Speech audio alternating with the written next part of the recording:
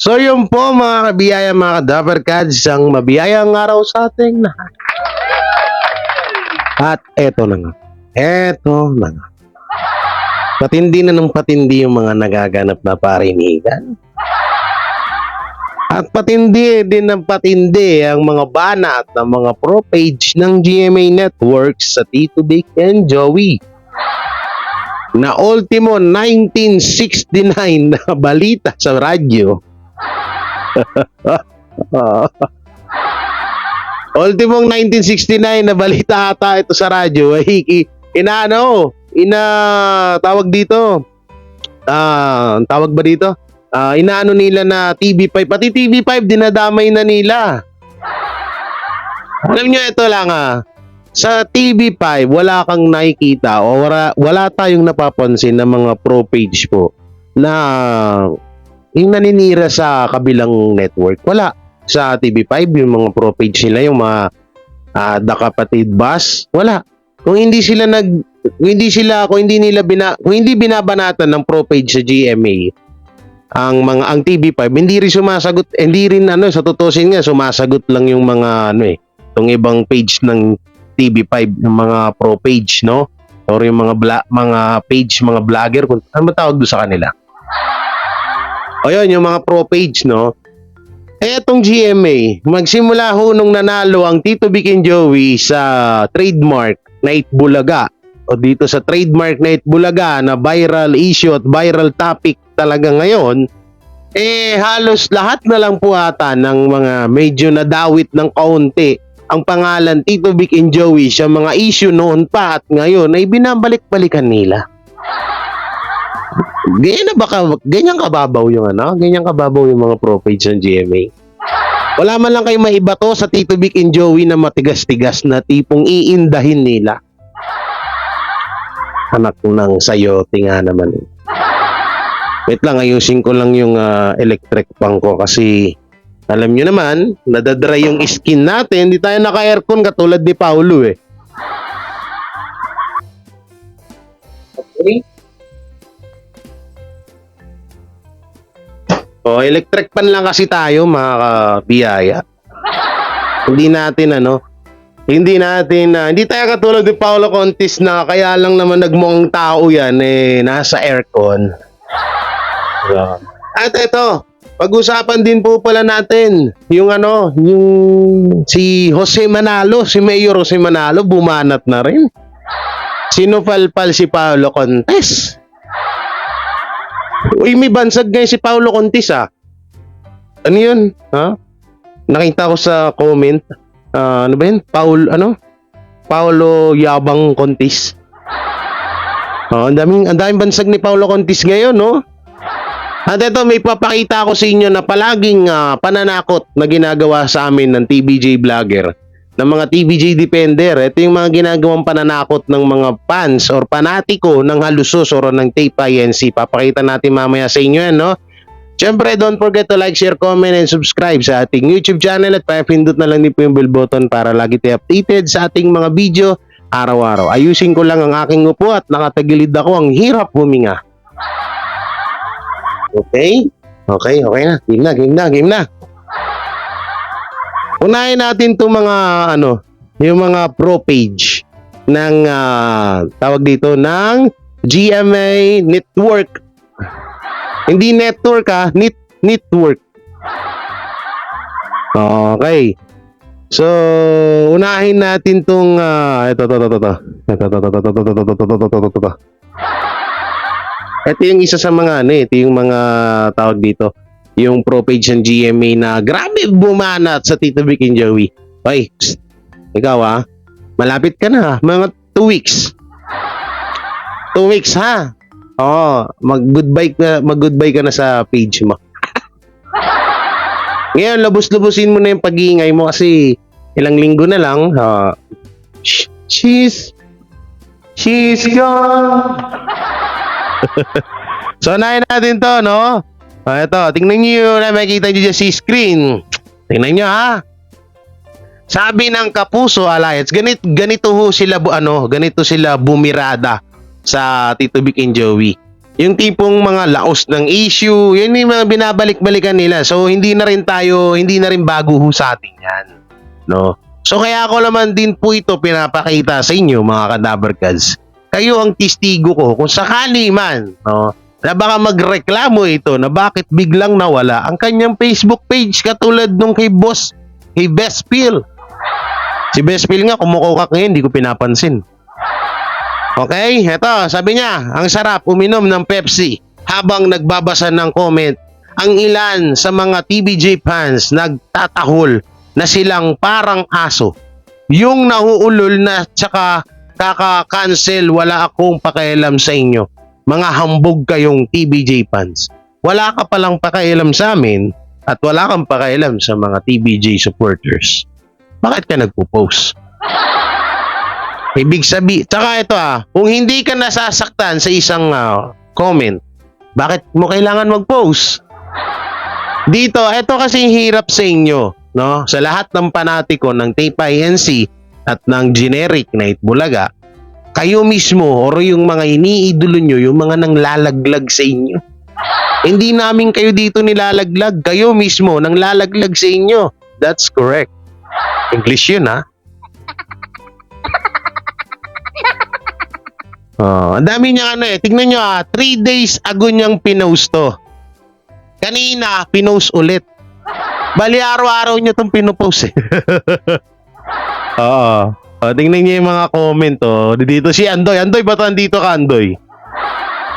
Yan batang bobo nito. Sa pool. Joey De Leon is now the humble owner of Nice Class 41 or Entertainment TM.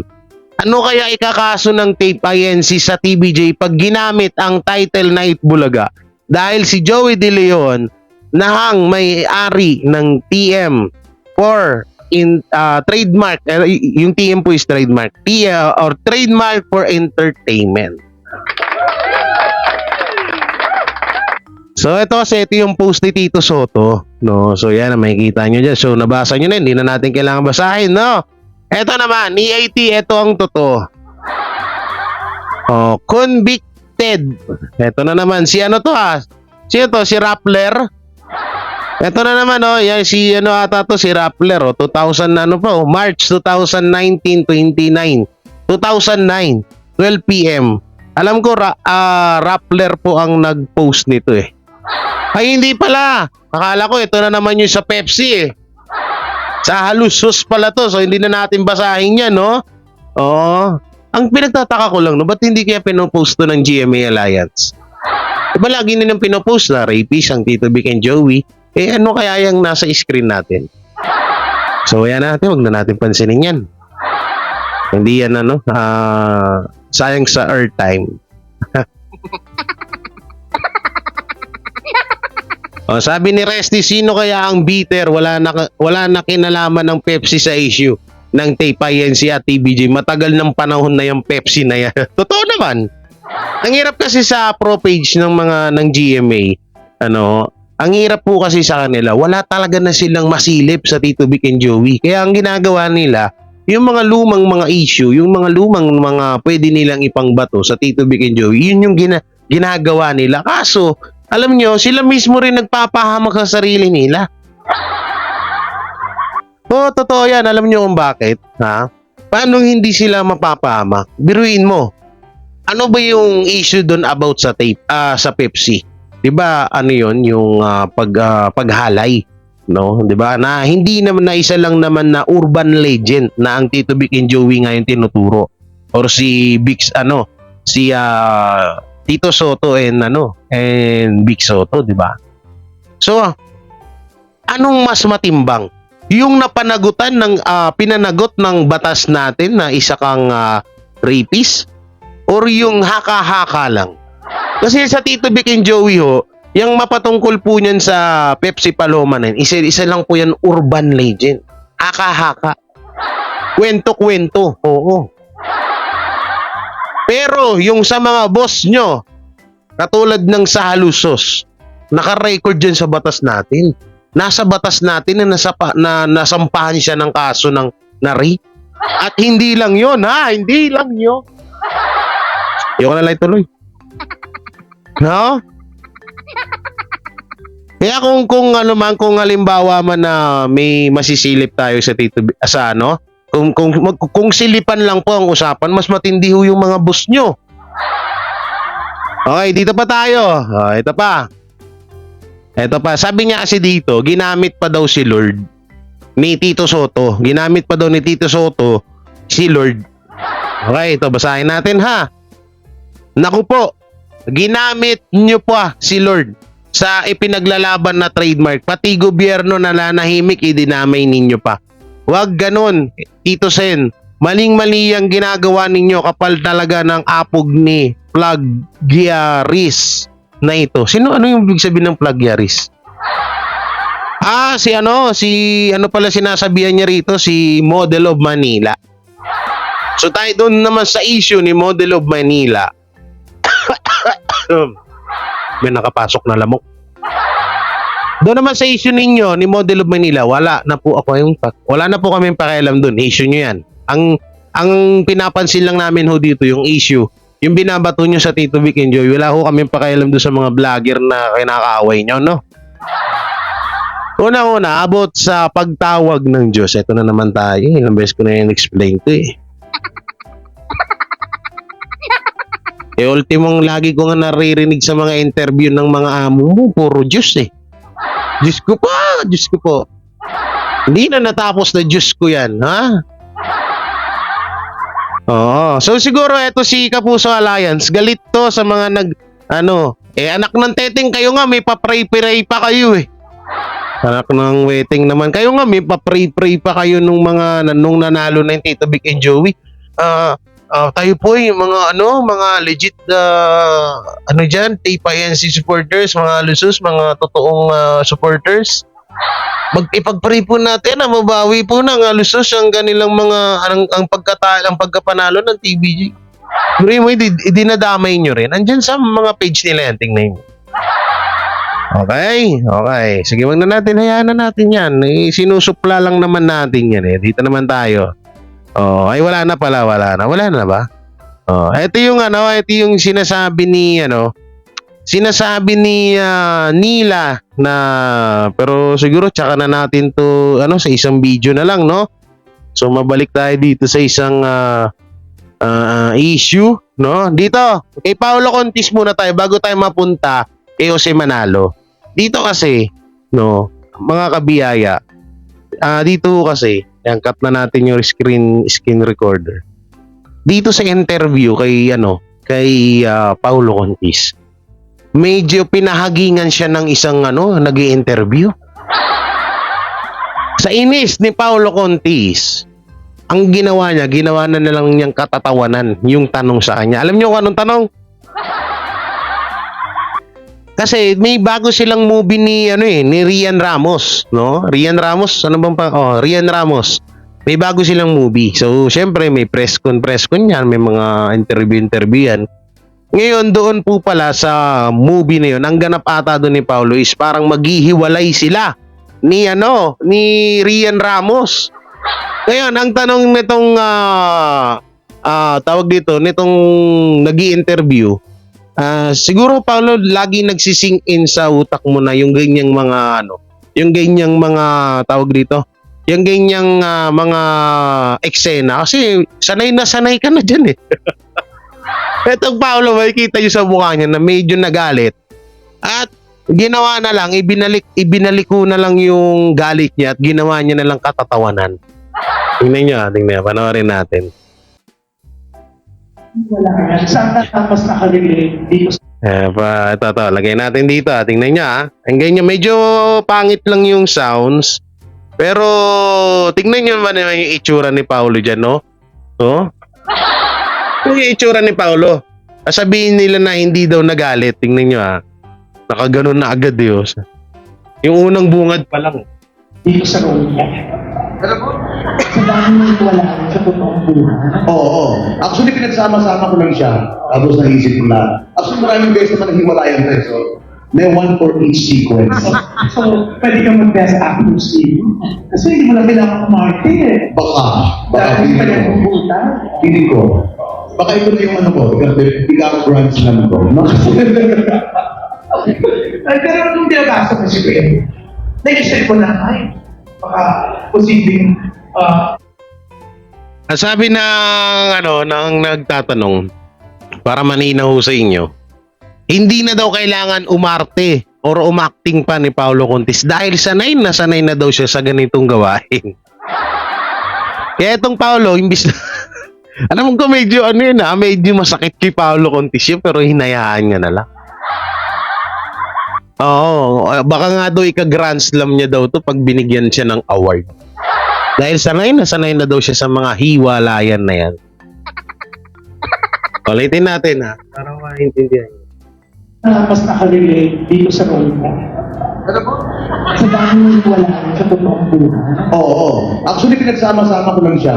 Tapos naisip ko na. Actually, maraming beses naman nahiwalayan tayo. So, may one for each sequence. So, pwede ka mag-best actor Steve. Kasi hindi mo lang kailangan kumarte eh. Baka Dahil pa feeling yung ko. kumputan. Feeling ko.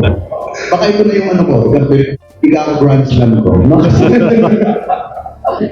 Ay, pero nung binabasa ko si Kuya, nag-isip ko na, ay, baka posibleng mabalik yung mga issue sa akin ngayon. Kasi iwalayan ng tenga.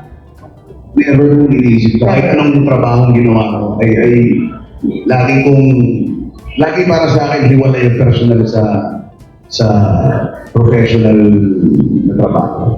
So, regardless if I'm going through something, I'm paid to work, and kung ano yung hinihingi sa akin ni Direk, ibigay ko yun. Yeah. So, Ano? hindi ko, never. Sa kahit anong ginawa ko, hindi ko siya never binigay. Pero while doing the movie, while shooting it, may mga nag-flashback sa'yo. Kasi ako, hindi ko yung trailer, yung hiwalayan yun, di ba?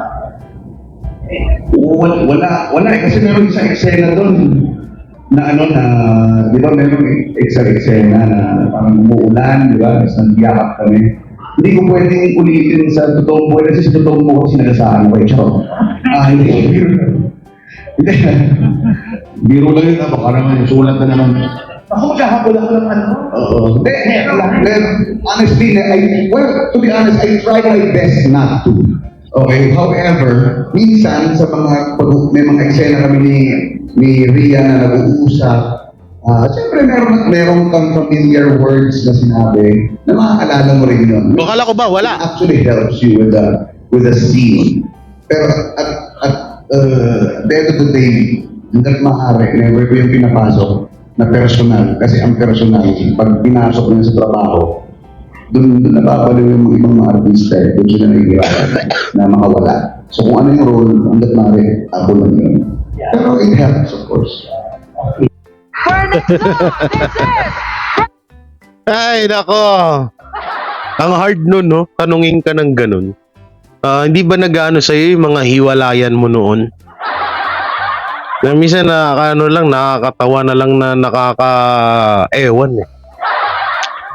So yan, mapunta na tayo dito. Ito sa mismong pinaka-topic ho natin. Itong Jose Manalo, sinupalpal si Paolo Contis. So baka may magalit sa mga clickbait ko kasi ito yung gagawin ko title sa clickbait ko. Ito yung lalagay sa clickbait ko tuloy sa thumbnail ko, ha? Kung bago kayo magalit muna kayo doon sa mga nire-reactionan kong video, ha? Bago ho kayo magalit sa akin kasi ako ay, syempre, para mapansin ng iba pang hindi pa nating cadaver cats, hindi pa nating subscriber, kailangan nating gawin yun at lahat ng mga vlogger ginagawa yun. Hindi lang ako, ha? Oo, sobra kayong makaano sa akin eh. Oo, yung iba kasi dyan, G kapag nagki-clickbait ako. Pero totoo naman, yan Jose Manalo, sinupalpal si Paolo Yabang Contis. So ano yung sinasabi niyong ano niya? So ito ano kaya sinabi rito ni Jose Manalo? Si Mayor Jose Manalo or si Jose Manalo ay kapag bumanat po ito sa isa sa mga, halimbawa yung pag may mga banat siya, pasimple lang pero tagus eh. Ito yung mga bumabanat na parang yung mala Henyo Master Joey De Leon. Hindi pong kapag bumanat talaga, hindi mo siya makakalimutan. Kaya lagi kong inaabangan yung banat nito ni Jose Manalo dahil talagang supalpal or pangbara talaga sa mga bunganga ng mga kalaban ng Tito Vic and Joey or yung mga kumakalaban, no, pang supalpal sa mga bunganga nila yung mga ganitong banatan eh. Yung mga sa inyo Master Joey De Leon, bibi, ano lang yung katiting lang bumanat nun, pero tagos. Ganon, kasi utak ang pinapagana, hindi bunganga. Oo. Eh kung pag pinagsama pa yung utak at bunganga, wala na, finish na. So ito, ano kaya? Kinakabahan ako. Sige, play natin. Jose Manalo, sinupalpal si Paulo Contis. Ayan na nga.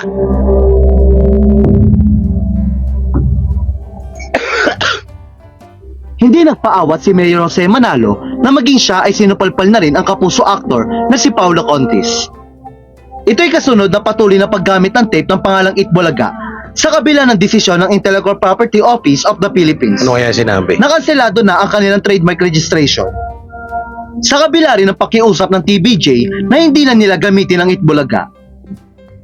Ipinaglalaban ng tape na patuloy nilang gagamitin ang titulo hanggang wala pa raw final na desisyon ang IPO. Isa nga si Paulo sa mga host na hindi matanggap ang desisyon ng IPO. Sige. Sa lahat ng mga host, si Paulo lang din ang may lakas loob na ipagsigawan ang titulong Itbulaga kahit alam ng lahat na hindi ito sa kanila. Tulad ng tape, kumpiyansa si Paulo na hindi pa tapos ang kanilang laban dahil wala pang final na desisyon ang IPO.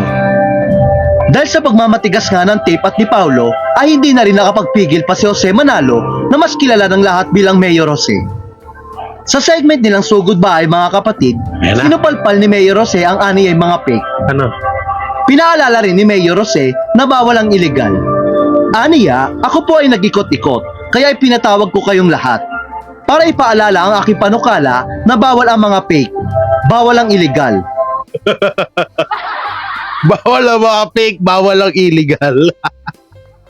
Kaya kung iisipin nyo yun kung iisipin nyo maigi, yung sinabi ni Mayor Jose Manalo is mga kadalasan mong maririnig yun sa mga tumatakbong politiko or sa mga politiko. No? Sa mga politika, yung sa mga politiko, no? Tama ba? Politiko. Yun na yun. Kadalasan mo naririnig yung mga ganun na iwasan natin yung mga illegal na mga ganyan. Pero yung fake, ngayon ko lang narinig.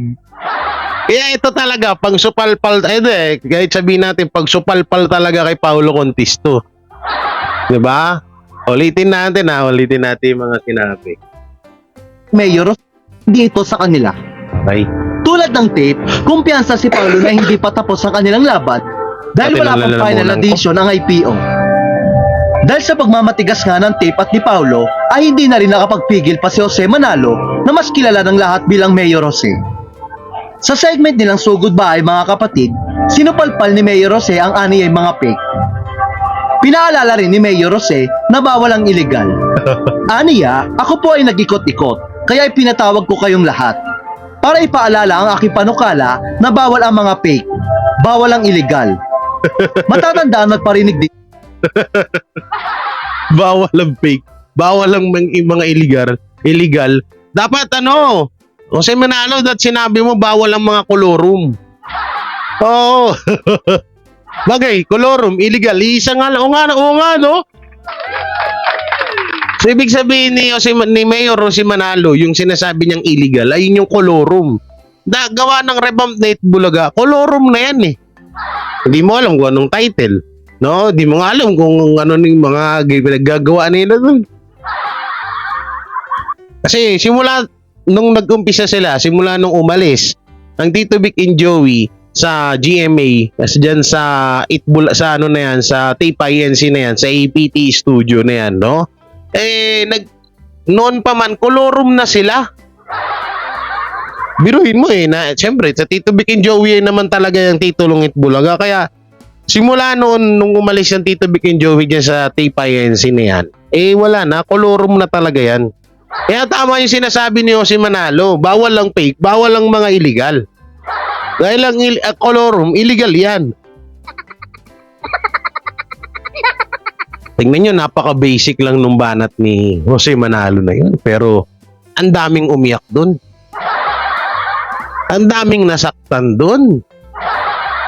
Oo. Eto ang abangan natin. Pustahan tayo, gagawin nila to.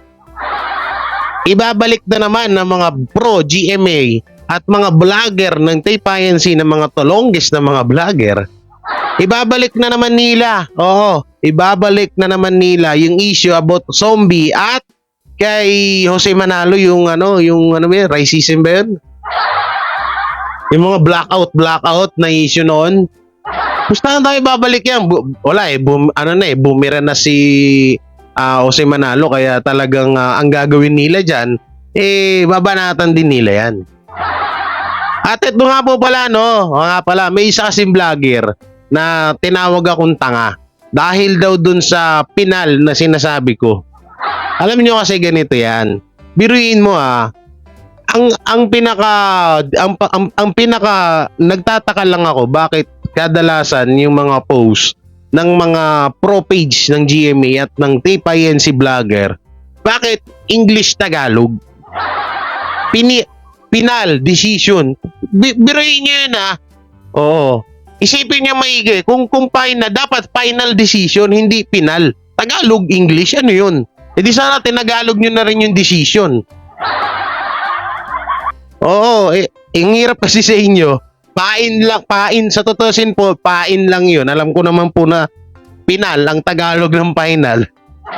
Pero kayo naman, sobra kayo react. Nag-react yung mga Alam ko naman na magre-react sila, sabi nila.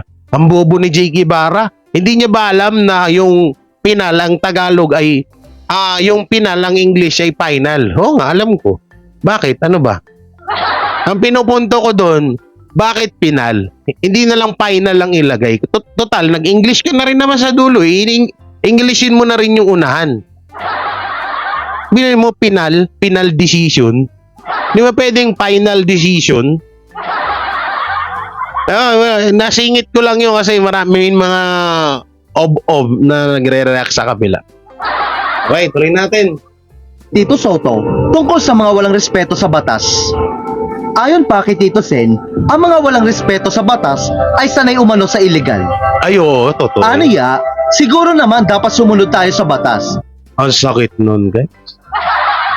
Ang mga taong hindi marunong sumunod sa batas ay sanay yan sa mga illegal. Ay, nak. Ang sakit nun. Ang mga taong hindi marunong sumunod sa ating batas ay magaling. Mali.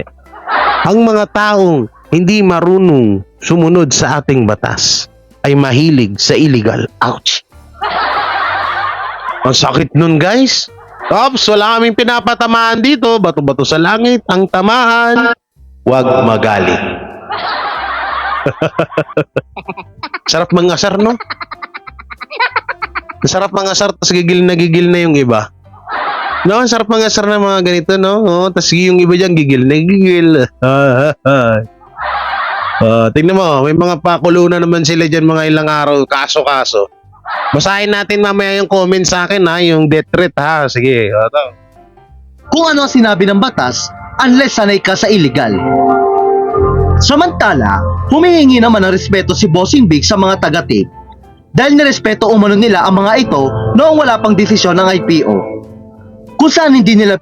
Bossing, hindi na nga yun. Wala na. Dahil kung noon pa lang, halimbawa, i-respeto kayo ngayon, dapat noon pa lang, bossing. Dapat noon pa lang nakitaan na natin sila ng respeto man lang sa inyo. Dahil kung hindi dahil sa inyo, yung Tape INC, yung Itbulaga, wala rin yan. Ngangabels din yan. Subukan mo. Kagaya ng sinabi ni Josh Mojica kay sino ba to? Sino ba tong mayaman na to? Nakalimutan ko yung may-ari ng San Miguel. Basta yun nun. Ito pagkukumpara, i-ano natin dito, i-connect natin. Ibalik nyo sa panahon na nag-start ang Itbulaga tapos yung mga halusos yung gawing mong host doon. Tignan lang natin kung aabot sila ng almost 44 years at kung makikilala ba ang Itbulaga. na titulo. Totoo yan. Kasi totoo naman kasi, hindi makikilala ang titulong Itbulaga kung hindi dahil sa Tito Vic and Joey. Yung iba nga natatawa ko kung hindi daw dahil sa Lusos, kung hindi daw dahil sa Tape INC, hindi daw makikilala ang Itbulaga dahil lang Tape INC daw ang nagpipinance. Anong connect nun? Sila ba yung nagpo-front sa camera? Ibig sabihin, pag tinapalan mo pala ng pera yung camera, automatic sikat na yun, ganun. Tolonggis. Inggit ang Itbulaga, kahit simulat sa pool, sila ang tunay na nagmamay-ari nito. Ani ni Bossing Vic, hindi kami humihingi na kahit ano. Hinihingi lang namin respeto. Kumbaga, ito usapang May ads pa na rin. Okay. usapang moral, pagpapatawad. Walang kailangang patawarin. Ilagay lang sa tama.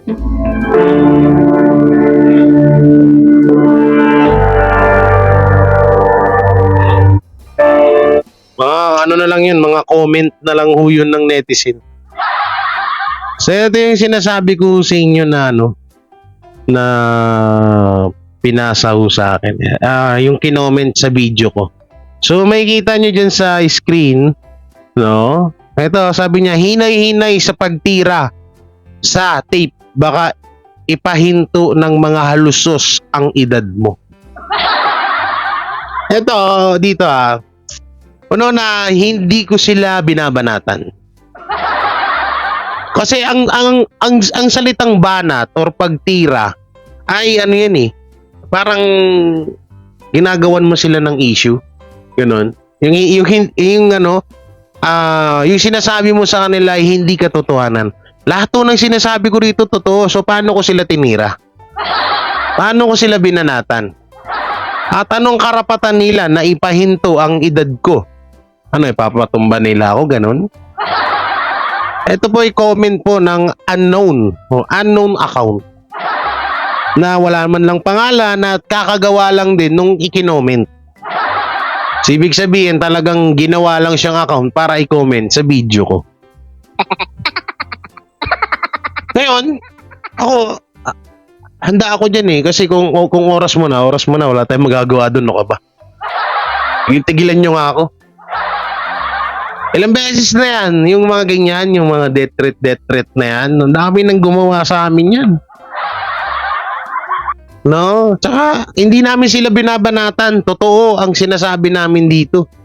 Ang banat kasi, parang, yung parang sinasabihan mo sila ng mga maling salita, ganun.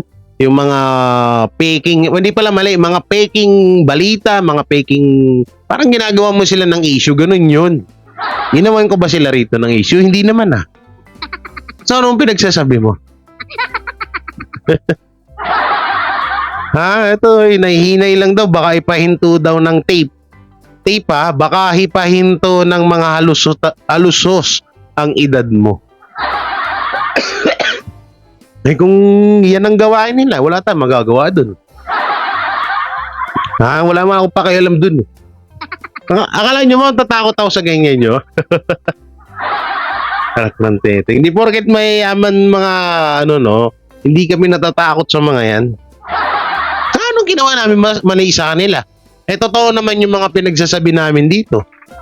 Sa tingin nyo, mag-aaksaya kami ng oras kung katangahan lang yung balita namin dito. Nasayangin namin pangalan at YouTube channel namin para lang sa kabubuhan ng mga opinion. Hindi ganun Hindi kami, ibahin nyo kami sa mga vlogger nyo na halos lahat na lang ng binibiri mo, nag-finance, tapos sila na yung may-ari ng ititulong Itbulaga. So, ibig sabihin pala, dapat pala, noon pa lang, gumawa na sila ng kontrata na binili na nila kay Henyo Master yung titulong Itbulaga. Wala naman silang pinakitang ganun At wala rin naman silang kasulatan na ganun. Diba? Kaya huwag nyo ako sabihan ng mga ganito, yung mga panakot-takot. Wow. So mga kabiyaya, hanggang dito na lang yung video natin mga Dabarkads. Anong masasabi nyo? Anong magiging komento nyo sa mga napag-usapan natin ngayon? At ito nga, si Mayor Jose Manalo, bumabanat na rin. Pasimple pero healthy yung banat Mabigat-bigat yun, tagus yun. I-comment nyo lang po dyan sa baba. Siyempre, don't forget to like, share, comment, and subscribe sa ating YouTube channel at pindot na lang din po yung bell button para lagi tayo updated sa ating mga video araw-araw. So ingat po kayo palagi. God bless and peace and bye-bye. Sila ang TBJ Defenders. Pagtatanggol ang katotohanan sa mga bashers. Tunay ang kanilang dala, katotohanan talaga. Ano mang sabihin nyo ay di yan sa kanila uubra. Mga salita nyo na di katotohanan. Sila ang patunay na merong katotohanan. Wala silang kinatatakutan, basta nasa tama kanilang paglalaban. Ang TBJ ay kanilang susuportahan. Sila ang defenders na laging nasa likuran. JD Barra, Jake Magnus, Chris Ulo, Tita Messi. Sila ang nandyan